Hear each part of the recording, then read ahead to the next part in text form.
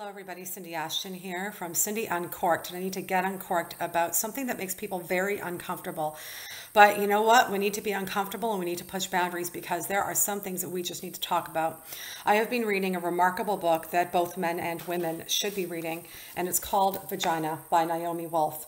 And it all talks about the scientific proof around how important it is for the vagina to be nourished, for us to actually be confident and be magnetic and be whole, nourished people on this planet. And what happens, the chapter that I just read was about traumatization of the vagina, i.e. rape.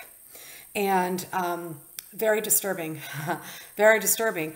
But let me read a little bit and explain a little bit more. And now some of you will understand why my first topic on October 4th, I'm interviewing Susan Gala on the power of the vagina to heal trauma.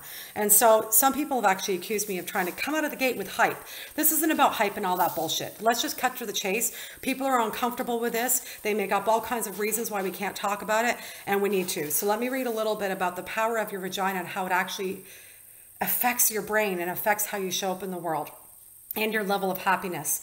So a good sexual experience in the vagina drives joy and creativity into the female brain. And on the opposite side, the traumatized vagina, the abused vagina, the vagina that is part of a neural network that is being neglected by withholding or a selfish sexual partner, literally cannot effectively condition the female brain with chemicals that constitute the emotions for confidence, courage, connection, and joy.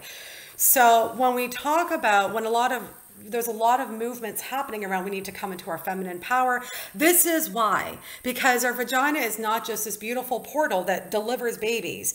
And when we have pleasure and not just a partner that bangs us until we have an orgasm, which we probably won't if they just do that, but really a partner that understands the mystery and the magic and understands that we have pathways down to our pelvic nerves that are doing all these amazing things, and that when we get joy and pleasure and we're nourished in that way, then we are able to show up. We are filled up in our bodies, and we are able to show up in a place of confidence and joy, and we feel fulfilled. But on the opposite end, before I say this, I have to say that I have always said that rape should be considered equal to murder in terms of a crime. And here is why. It is now proof in the pudding. It is now proof in this book with all the scientific research. When a woman is sexually abused, it actually changes her brain. It changes her brain. And so she has things like vertigo, and she has all kinds of trauma in the brain that causes her to have all kinds of issues, from multiple sclerosis to all these other really interesting diseases that happens long-term as a result of being traumatized in the vagina, which then traumatizes the pelvic nerves and all the other nerves in there and affects the brain. And so it's like these women who have been through this have actually been killed in some way or another, and men and women that rape, I'm not sure how, I guess they could use, okay, let's not go there.